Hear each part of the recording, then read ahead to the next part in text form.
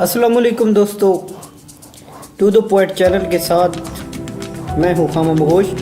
हम आज आपको इंडिया में बंदर पकड़ने का अजीब तरीका बताएंगे, जो कि मैंने शिव खेड़ा की किताब तुम जीत सकते हो कैन यू विन में पढ़ा था।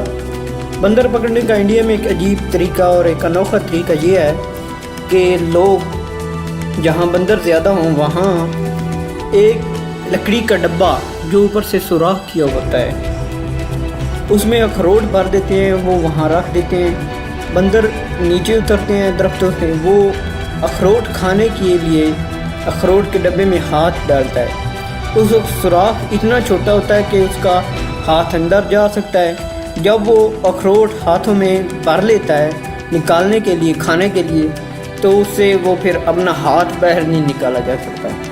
अगर वो अखरोट फेंक दे तो फिर हाथ इजीली वो निकाल सकता है, लेकिन वो अखरोट पकड़े रहता है, वो बहुत ज़ोर लगाता रहता है। इतने तक पकड़ने वाला जो शिकारी होता है वो आ जाता है और वो बंदर को आसानी से पकड़ सकता है।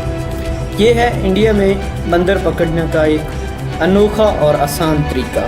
हमारे चैनल टू द पॉइंट को सब्सक्राइब कीजिए और देखते रहिए ऐसी अनोखी मज़ीद मालूमात।